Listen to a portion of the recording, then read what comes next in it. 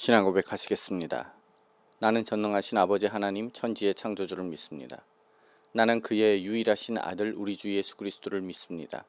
그는 성령으로 잉태되어 동정녀 마리아에게서 나시고 본디오 빌라도에게 고난을 받아 십자가에 못 박혀 죽으시고 장사된 지 사흘 만에 죽은 자 가운데서 다시 살아나셨으며 하늘에 오르시어 전능하신 아버지 하나님 우편에 앉아 계시다가 거기로부터 살아있는 자와 죽은 자를 심판하러 오십니다.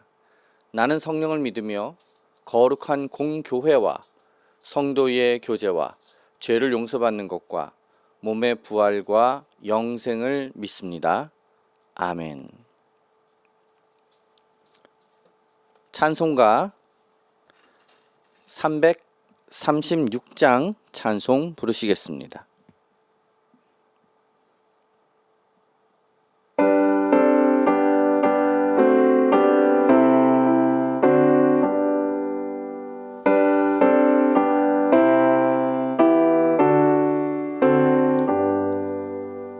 환난과 핍박 중에도 성도는 신앙 지켰네. 이 신앙 생각할 때에 기쁨이 충만하도다. 성도의 신앙 따라서 죽도록 충성하겠네. 옥중에 매인 성도나 양심은 자유 얻었네. 우리도 고난 받으면 죽어도 영광 되도다. 성도의 신앙 죽도록 충성하겠네. 성도의 신앙 본받아 원수도 사랑하겠네.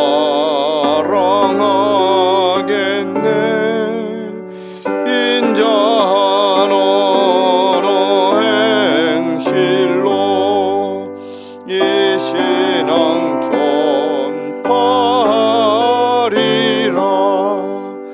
성도의 신앙 따라서 죽도록 충성하겠네. 아멘.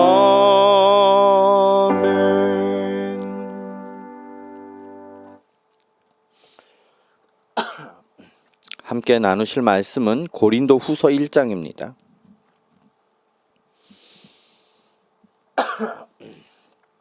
고린도 후서 1장 1절부터 11절까지 말씀을 대표절로 오늘 나누도록 하겠습니다. 그 중에서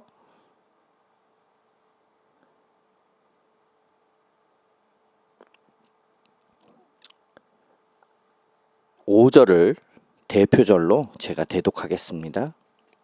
그리스도의 고난이 우리에게 넘친 것 같이 우리가 받는 위로도 그리스도로 말미암아 넘치는도다. 아멘. 기도하시겠습니다. 하나님 은혜를 찬양합니다. 우리의 모든 삶의 걸음걸음 위에 어떤 때는 기쁘고 어떤 때는 어려움도 있지만 말씀을 따라서 우리가 복음을 전할 때에 어떠한 고난이 있고 관계가 있는지를 분명하게 봅니다.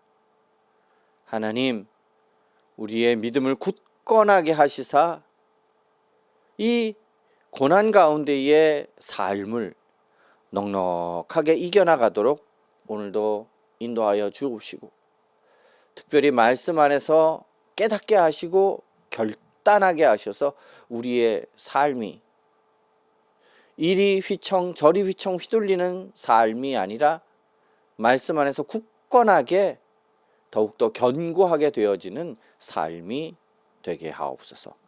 감사하며 예수 그리스도 이름으로 기도하옵나이다. 아멘.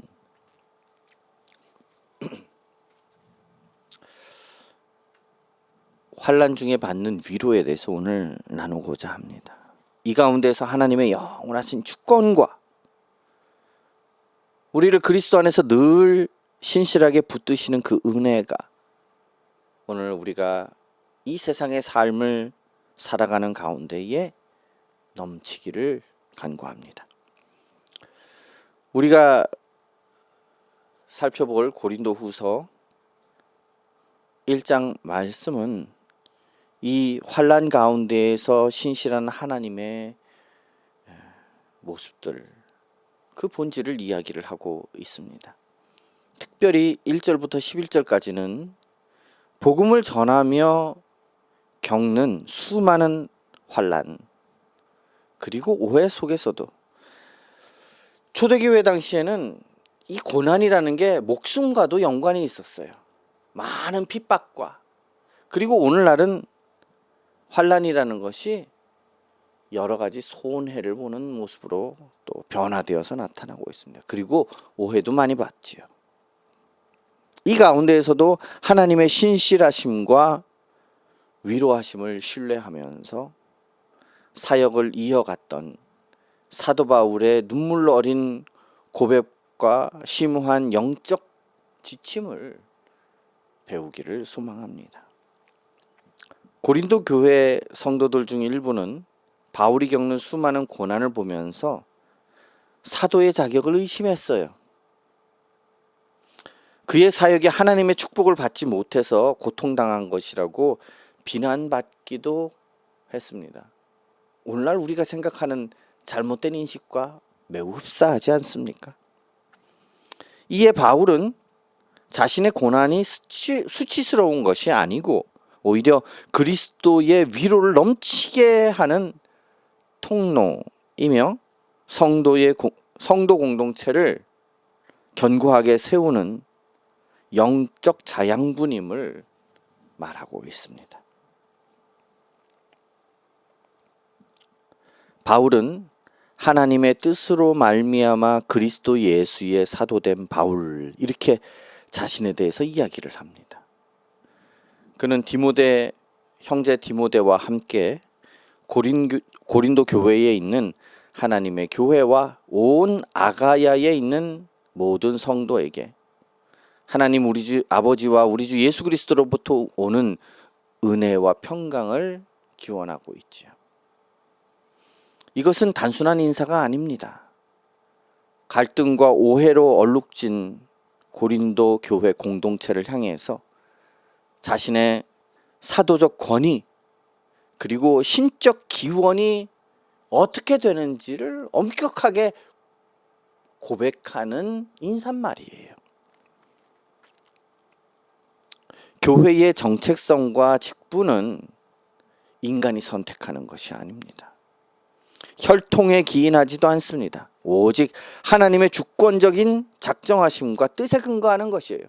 그러나 우리가 자꾸 사람이 세웠다라는 전제 때문에 교회가 분란이 일어나기도 합니다. 고린도 교회가 비록 많은 연약함과 분파적인 문제를 안고 있었지요. 그래도 바울은 그들을 하나님의 교회, 성도 이렇게 부릅니다. 이것은 그리스도의 피값으로 사신 성도의 신분이 하나님의 영원한 선택에 의해서 안전하게 보장되어 있다는 것을 뜻해요. 성도가 누리는 은혜와 평강은 인간이 세우는 것이 아니고요, 삼위일체 하나님으로부터 흘러나오는 구속사적 선물인 것입니다. 그래서 오늘 성도라는 것은 구별된 자들, 거룩한 자들을 말하는 거예요. 윤리적으로 완벽해서가 아니라 하나님의 주권적 선택에 의해서 세상으로부터 구별되어 하나님의 소유가 되었다는 신분적 선언이에요. 그들의 속성적 선언이 아니라 신분적 선언이에요. 하나님의 주권으로 말미암은 것이지요. 성도 여러분, 우리가 때로는 눈에 보이는 교회의 연약함, 지체들의 허물, 이러한 것들을 보면서 매우 실망하죠. 그러나 하나님이 피로 사신 공동체를 내 기준으로 실망하고 말고 할 것이 없습니다. 우리 모두는 하나님의 뜻으로 부름받은 거룩한 성도예요. 비록 연약해도요.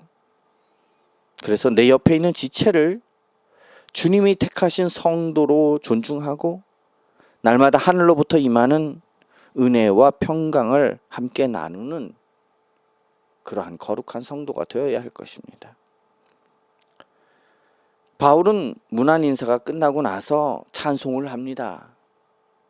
찬송하리로다. 그는 우리 주 예수 그리스도의 하나님이시요 자비의 아버지시요 모든 위로의 하나님이시며, 그리고 하나님에 대해서 우리의 모든 환난 중에서 우리를 위로하사 우리로 하여금 하나님께 받는 위로로서 모든 환난 중에 있는 자들을 능히 위로하게 하시는 이시로다. 성도가 이 땅에서 마주하는 환난, 이것은 우연이나 하나님의 무관심에 의해서 나타나는 것이 아닙니다. 하나님의 세밀한 섭리가 여기 안에도 있어요. 하나님은 자비의 하나님이시기 때문에 자기 백성을 고난 속에서 영원히 방치하지 않았습니다. 하나님이 성도에게 환난을 허락하시고 또 복된, 그 안에서 복된 위로를 경험하게 하시는 목적은 철저히 그 개인이라기보다는 공동체적이에요. 고난을 통과하고 신적 위로를 경험한 성도는 또 공동체 안에서 다른 환난을 통과하는 지체들을 위로하는 위로의 청지기로서의 역할이 주어지는 거예요. 그렇게 세워진 것입니다. 그래서 오늘 말씀 안에서 3절에 보면 모든 위로의 하나님이라고 말하는 이 위로, 하나님께 받은 위로로서 또 능히 위로하게 하시는 이 할 때의 이 위로라는 말, 3절과 4절에 나오는 이 위로는요, 곁으로 부르다, 격려하다, 이런 뜻이에요. 단순히 감정을 달래주는 그런 위로가 아닙니다. 고난을 견디고 이겨낼 수 있도록 용기와 능력을 곁에서 직접 공급해 주시는 강력한 신적 원조예요. 그러니까 우리는 성령의 능력을 따라서 그 성령의 위로하심을 전달하는 거예요.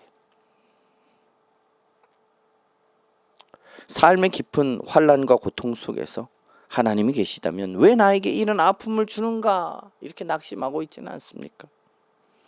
고난의 골짜기 한가운데에 찾아오시는 위로의 하나님을 바라봅시다.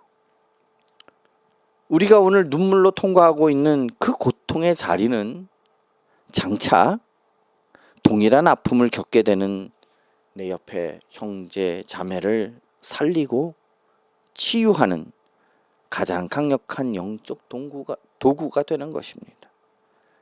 주님의 위로를 경험하여서 상처 입은 치유자로 살아가는 그런 성도로 세우심을 받은 것이지요. 바울은 고난과 위로의 그 비례적 공식에 대해서 이야기를 합니다. 5절에 보면 그리스도의 고난이 우리에게 넘친 것 같이 우리가 받는 위로도 그리스도로 말미암아 넘치는도다. 고난이 넘치고 위로도 넘쳐요. 사도가 당한 수많은 박해와 신체적 그리고 영적 위기들은 그리스도의 이름을 위해 당하는 고난이었어요. 내가 잘못해서 당하는 것이 아니고요. 그리스도를 전하다 보니까 그 복음 안에서 겪는 고난이었죠. 이 고난이 깊은 만큼 그리스도께서 주시는 위로 또한 그 분량이 어마어마하게 넘쳐나는 것을 고백하고 있습니다. 이것은 신앙의 핵심 원리인 그리스도와의 연합을 보여주고 있습니다. 성도는 그리스도와 한 몸으로 연합되어 있기 때문에 세상에서 그리스도 때문에 당하는 환난은 주님의 고난에 동참하는 고귀한 특권입니다. 고난이 깊어질 때 머리 되신 그리스도께서는 그 지체에게 세상이 줄 수 없는 하늘의 위로를 넘치도록 놀랍도록 부어주세요. 성도의 고난은 결코 무의미하게 지나가는 것이 아닙니다. 소모되고 그냥 많은 것이 아니에요. 그리스도의 영광에 참여하는 필연적 통로가 복음으로 인한 고난이에요. 어떤 사람들은요, 자기가 잘못하고 그렇게 해서 고난을 받는 것, 어려움이 생기는 것 때문에 이것이 내 십자가야 이렇게 얘기하는 사람이 있어요. 그거 아닙니다. 베드로 사도도 분명하게 이야기하고 있어요.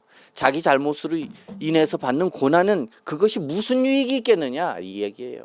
그러나 선한 일, 곧 복음으로 말미암아서 고난 받으면 그것이 유익하다고 하고 있어요.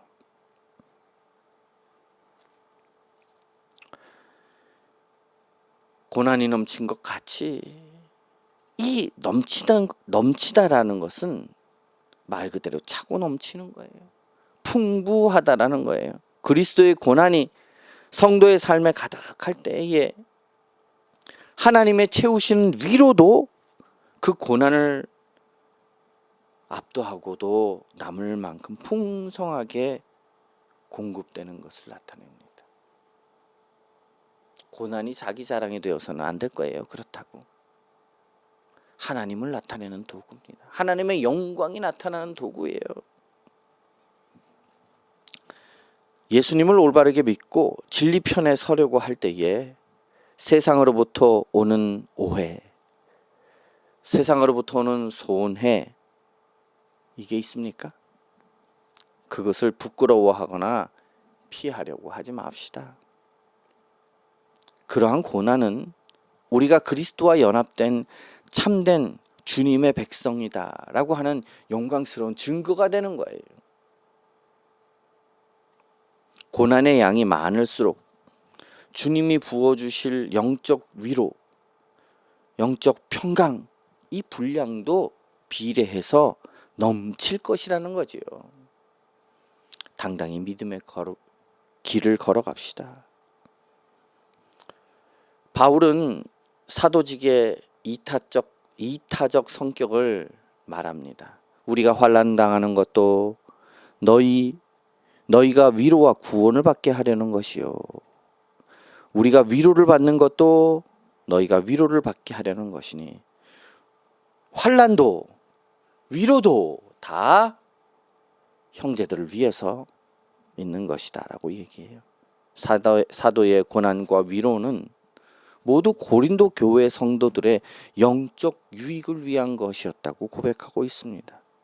이 위로가 역사해서 성도들로 하여금 사도가 받은 것 같은 고난을 견디게 하는 거예요. 그리해서 성도를 향한 사도의 소망이 견고해진 이유는 고난에 동참한 자가 위로에도 동참할 줄을 알기 때문이에요. 고난받은 자들은요, 남을 위로할 줄 알아요. 구원의 은혜를 입은 교회 공동체는 기쁨만이 아니라 고난도 함께 나누는 유기적 생명체입니다. 리더와 성도의 고난은 공동체의 믿음을 깨끗하게 정련합니다.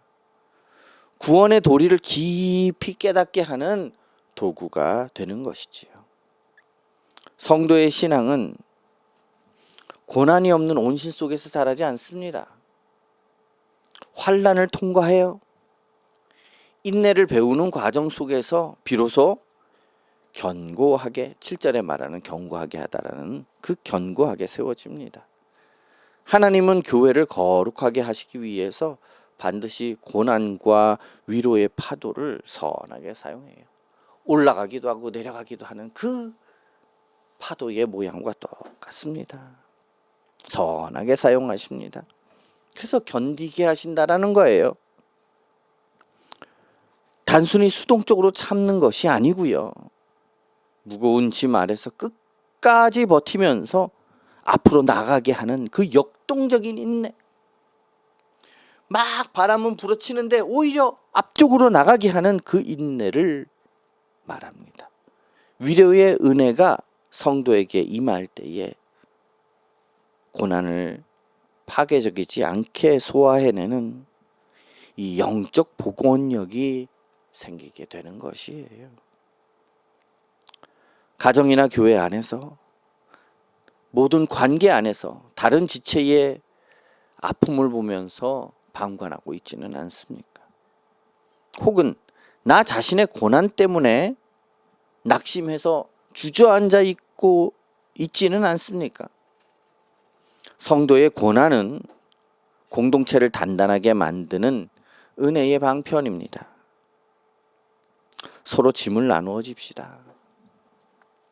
고난받는 지체를 보면서 함께 울고 내가 받은 위로를 흘려보내서 낙심한 지체가 다시 믿음으로 일어설 수 있도록 인내로 격려하는 견고한 성도가 됩시다.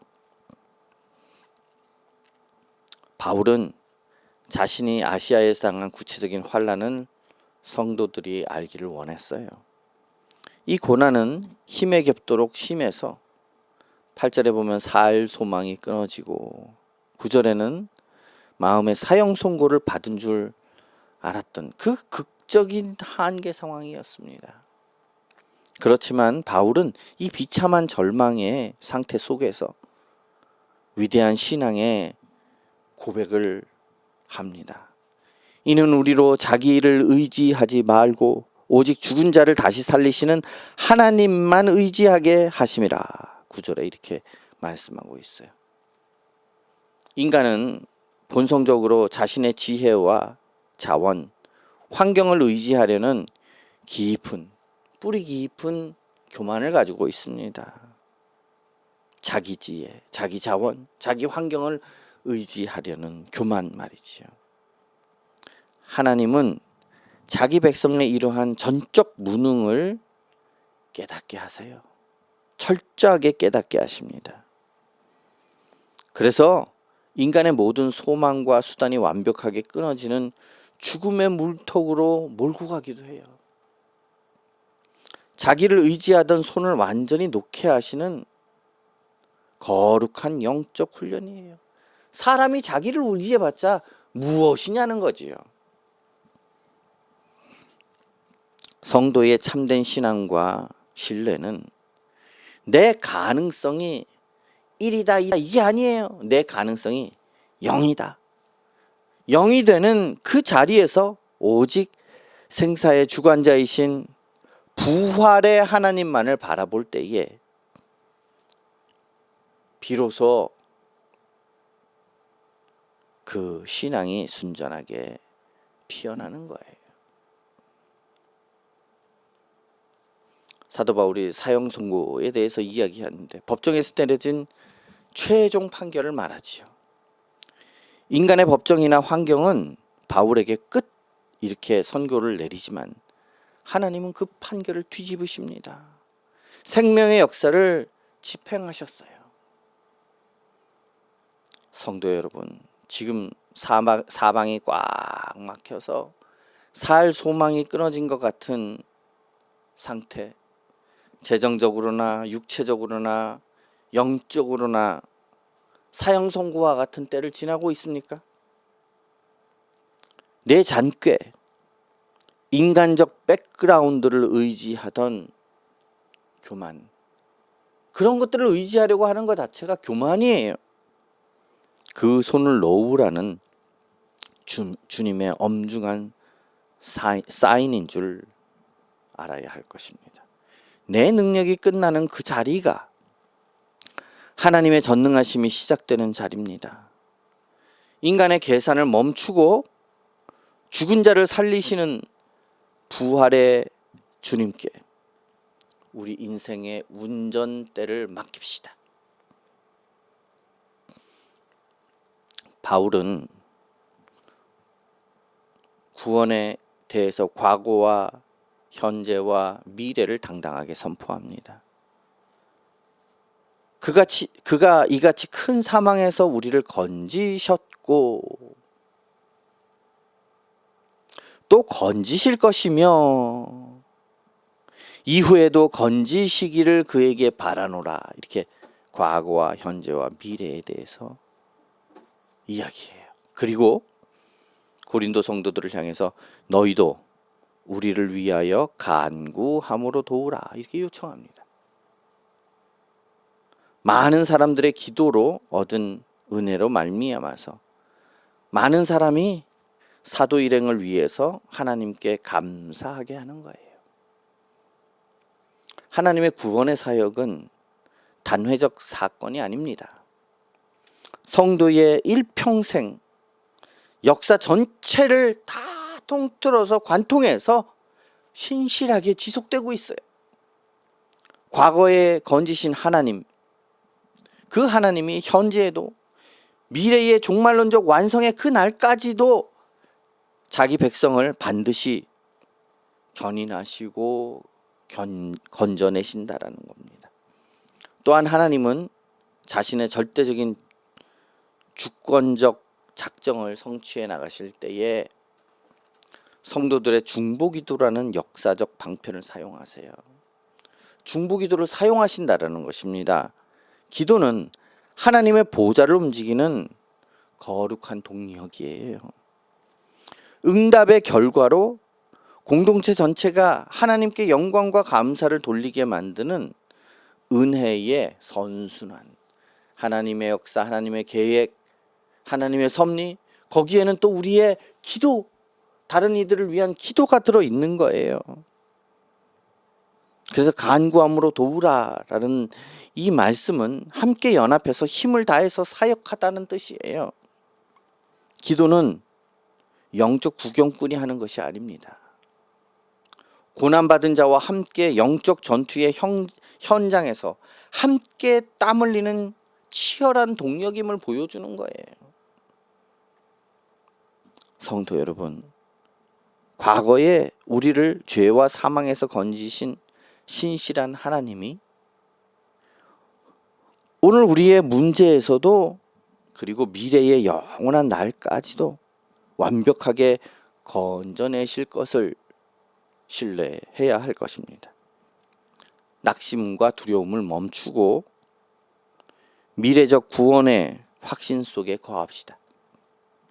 또한 교회 안에 고통당하는 지체들을 위해서 무릎 꿇고 기도함으로 동역합시다. 우리의 연합된 기도를 통해서 하나님의 살아계신 은혜의 기적이 나타나고 마침내 온 공동체가 입을 모아서 하나님께 찬송을 들려드리는 그런 일이 벌어질 거예요. 어떤 이들은 그래요. 하나님이 섭리하실 것이니까, 인도하실 것이니까, 견인하실 것이니까 그리고 아무것도 안 하고 있어도 되는 것처럼 말하는 이들이 있어요. 잘못 이해한 거지요. 하나님은 우리의 기도를 쓰신다라는 것을 분명히 알아야 합니다. 오늘 하나님의 이 복된 능력이 우리에게 가득 넘치기를 간절히 축원합니다. 함께 기도하시겠습니다. 오늘 말씀을 기억하면서 기도하겠습니다. 환난 중에 있을 때 나의 감정이나 상황을 의지하지 않고 모든 위로의 하나님께 시선을 고정시키게 해달라고 기도합시다. 내 삶 속에서 고난이 우연이 아니라 그리스도의 남은 고난에 참여하는 신비임을 깨닫게 해달라고 기도합시다. 그리고 절망의 순간이 오히려 하나님만 의지하게 하는 은혜의 통로임을 깨닫게 해달라고 기도합시다.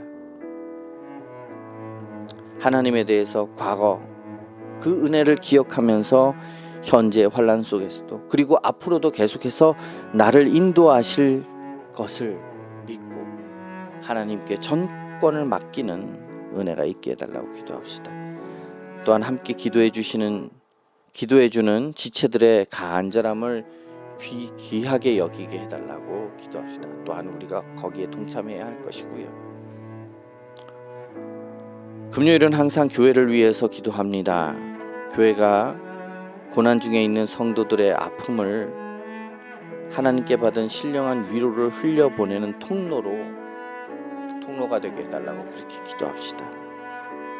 또한 교회가 기도의 거대한 공동체가 되게 해달라고 기도합시다.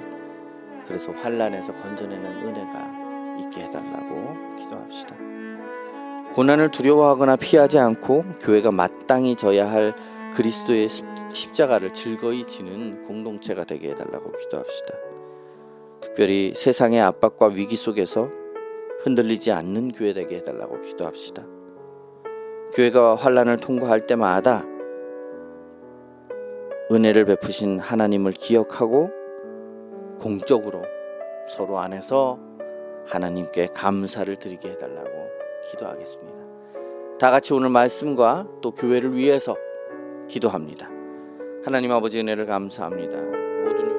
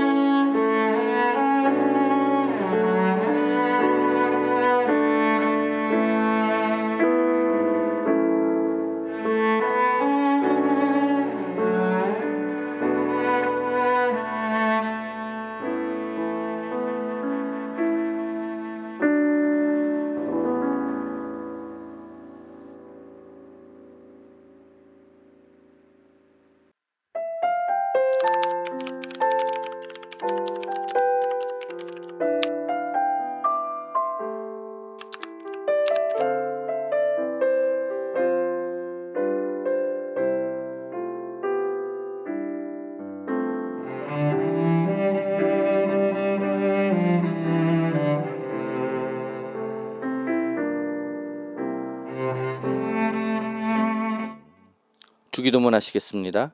하늘에 계신 우리 아버지여, 이름이 거룩히 여김을 받으시오며 나라의 마오시며 뜻이 하늘에서 이룬 것 같이 땅에서도 이루어지이다.